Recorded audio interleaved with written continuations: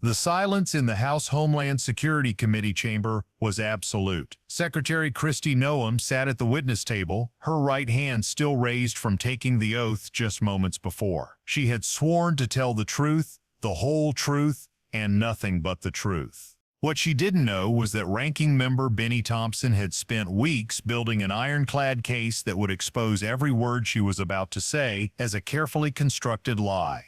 It was 10:47 a.m. on a frigid January morning when the hearing began. Room 310 of the Cannon House office building buzzed with nervous energy that precedes political detonation. C-SPAN cameras were positioned for maximum coverage, their red lights glowing. Investigative reporters from every major network filled the press gallery, phones ready to broadcast what everyone expected would be explosive testimony. Constitutional lawyers scattered throughout the audience since they were about to witness something historic. Bennie Thompson sat at the committee table like a prosecutor who had seen too many constitutional violations to remain silent. At 76 years old, the Mississippi Democrat had spent decades in oversight hearings, from investigating Hurricane Katrina to leading the January 6th committee. His wire-rimmed glasses reflected the harsh committee lights as he shuffled through a thick folder marked DHS constitutional violations, classified. Inside were court documents, deportation records, and witness testimonies that painted a picture of systematic lawlessness. Secretary Noem entered the chamber with the confidence of someone who believed her political reputation would shield her from accountability. Her Navy suit was immaculate, her briefing folders neatly arranged. She exchanged brief glances with Republican committee members who she expected would provide cover. What she didn't realize was that Thompson had evidence that would make defending her politically impossible. Documents that even partisan Republicans would struggle to explain. Court orders she had openly defied. American children she had deported. The first 2 hours proceeded with predictable partisan theater. Republican members asked softball questions about border security. Noem responded with polished talking points about record deportations. She spoke of national security threats and protecting American communities with rehearsed confidence. She cited arrest statistics. She discussed coordination with local law enforcement. It was all very impressive sounding, and all completely beside the point of what Thompson was about to expose.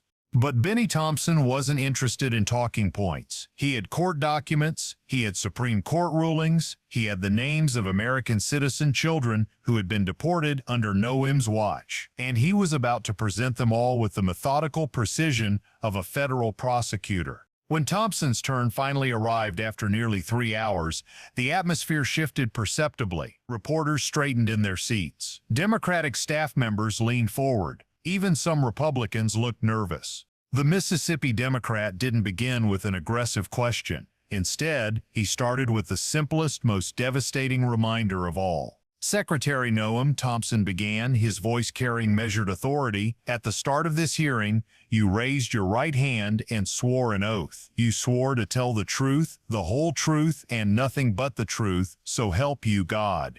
The reminder hung in the air like an indictment. Noem shifted uncomfortably in her chair. Then you sat down, Thompson continued, his voice rising with controlled outrage, and dodged the truth over and over and over for little more than 3 hours. So help you God. The words hit the chamber like physical blows. This wasn't partisan sniping. This was a direct accusation of perjury, delivered with moral authority that only comes from having ironclad evidence. Thompson didn't pause to let Noem respond. He had spent 3 hours watching her evade questions, and now he was going to present the facts she had tried desperately to hide. You repeatedly testified that you and the Department of Homeland Security will follow the Constitution, the laws, and the orders of the Supreme Court, Thompson said. Let me remind you what the Fifth Amendment actually says. He lifted the Constitution itself and read slowly, "No person shall be deprived of life, liberty, or property without due process of law." And yet, Thompson continued, his voice filled with genuine outrage. A federal court found that the Department of Homeland Security under your watch believes it has a right to stash away residents of this country in foreign prisons without even the semblance of due process.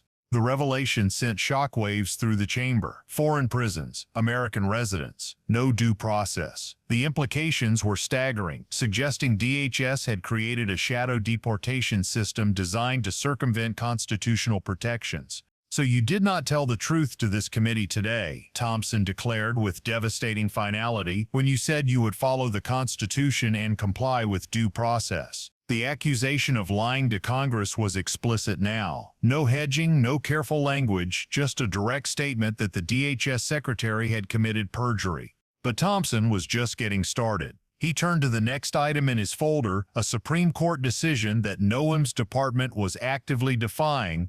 You also testified that you follow orders of the Supreme Court and all courts, Thompson said. But let me tell you about a unanimous Supreme Court decision regarding Kilmar Garcia. The name hung in the air. Kilmar Garcia, a resident whose deportation had become a constitutional crisis.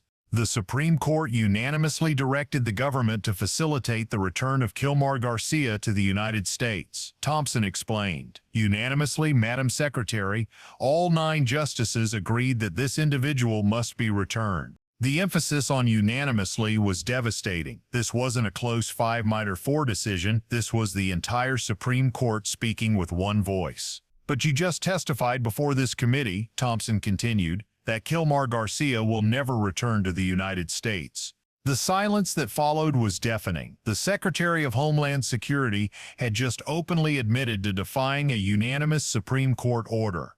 On the record, under oath, on live television. So you didn't tell the truth to this committee again, Thompson stated with prosecutorial precision when you said that you comply with court orders and decisions. 2 perjury accusations in less than 5 minutes, but Thompson still wasn't done. The next revelation would prove most emotionally devastating: the deportation of American citizen children, some of them sick, torn from their families. You've overseen the deportation of U.S. citizen children, Thompson said, his voice carrying genuine pain, and have claimed that their parents chose to take their children with them. The passive voice, "parents chose," was a deliberate attempt to shift responsibility. Thompson wasn't going to let that stand. But you produced no evidence that the mother, let alone both parents, freely gave consent to have their children deported.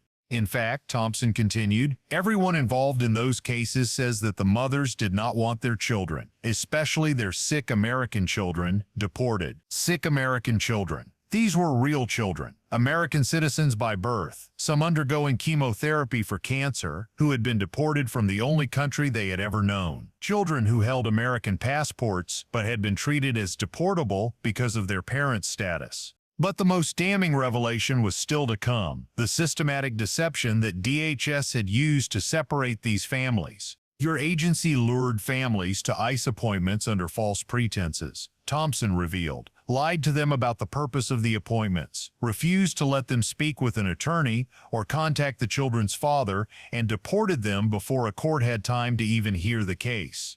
The list of violations was staggering: deception, denial of counsel, denial of due process, defiance of court orders. Together, they revealed systematic lawlessness under the cover of immigration enforcement. The tactic was deliberate. Tell families they're coming in for routine paperwork. When they arrive, separate the children. Rush them onto deportation flights before lawyers could file emergency motions. By the time courts could intervene, families were already in foreign countries. Thompson leaned forward, his voice now carrying warning. You've given yourself the unilateral right to deport anyone you deem a threat. You refuse to comply with court orders that try to stop you. That puts all of us at risk. The implications were profound. If the Secretary of Homeland Security could unilaterally declare someone a threat and deport them without court review, then constitutional protections meant nothing. But Thompson still had more violations to expose. He turned to Noem's testimony about DHS's mission and budget priorities. Beyond your false testimony about deportation policies, Thompson said, you falsely stated that the administration is focused on the full range of DHS's missions. He lifted the budget request that Noem's department had submitted to Congress. Instead, your budget request appears to reflect a view that DHS's sole purpose is to be a border wall construction agency that deports U.S. citizen children with cancer. Thompson had the names. He had medical records of American children undergoing chemotherapy who had been deported mid-treatment. Children whose doctors had pleaded with DHS to delay deportation. Pleas that were ignored. Your budget proposed cuts to cybersecurity, emergency preparedness, and aviation security, Thompson continued. The Department of Homeland Security, created after 9/11 to protect Americans from terrorism, was cutting aviation security to build walls. The agency responsible for preventing another 9/11 was making airports less secure to fund deportation operations. Even before asking Congress for these budget cuts, Thompson revealed, exposing another layer of deception. You've overseen mass reductions in the workforce at CISA and FEMA. CISA, the Cybersecurity and Infrastructure Security Agency, defended against cyber attacks from China, Russia, and North Korea. These adversaries probed American systems daily, looking for vulnerabilities in power grids, financial networks, and government databases.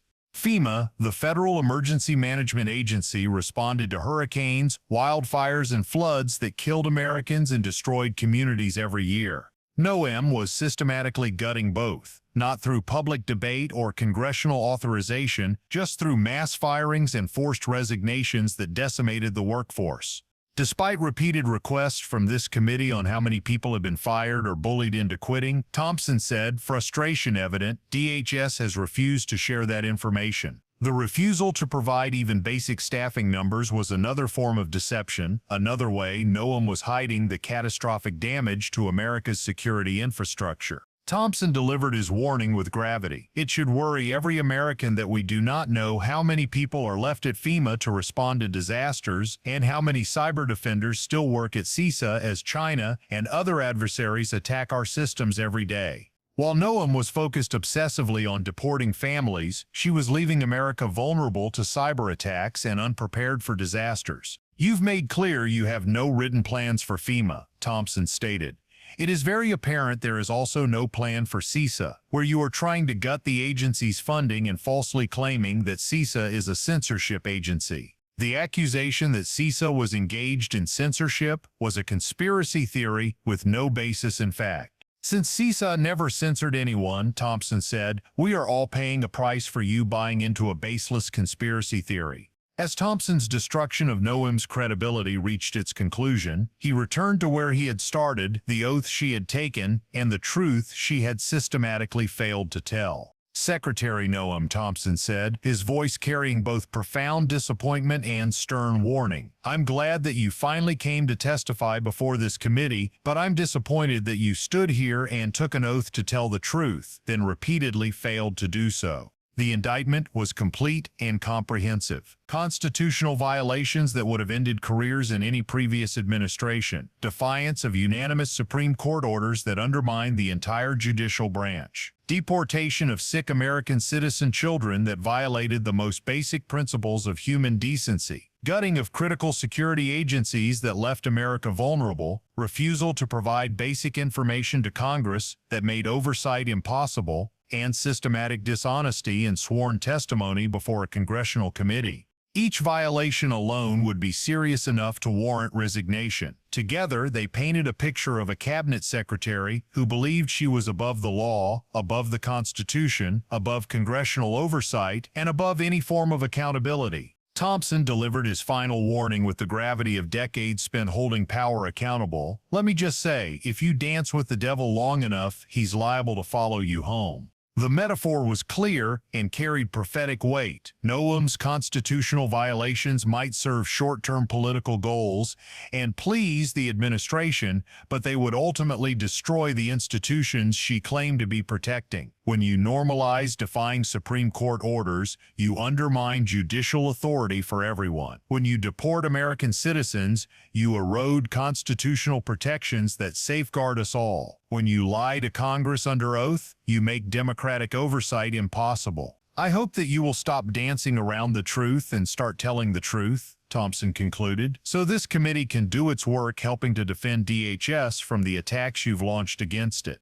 The final phrase captured the tragic irony. The Secretary of Homeland Security had instead launched a systematic attack against the department and country she was appointed to protect. As Thompson yielded back his time, the chamber remained silent. No one rushed to Noem's defense. No Republican member disputed the facts. The evidence was too overwhelming, the constitutional violations too clear. This wasn't partisan theater. This was a constitutional crisis, exposed in real time by a 76-year-old congressman who understood that defending the rule of law sometimes means standing alone against power. The cameras captured Noem's face as Thompson finished. Gone was the confident demeanor she had displayed at the start. In its place was the hollow expression of someone confronted with evidence so comprehensive that denial was impossible. In the hours that followed, legal scholars would debate whether a cabinet secretary who openly defied Supreme Court orders could continue to serve. Civil rights organizations would demand criminal investigations. National security experts would express alarm at the gutting of CISA and FEMA. But in that moment, Bennie Thompson had accomplished something remarkable. He had held power accountable. He had defended the Constitution. He had spoken for the voiceless children who had been deported. Sometimes the strongest weapon against institutional corruption isn't political power or media attention. It's simply the truth, meticulously documented and fearlessly delivered by someone brave enough to speak it.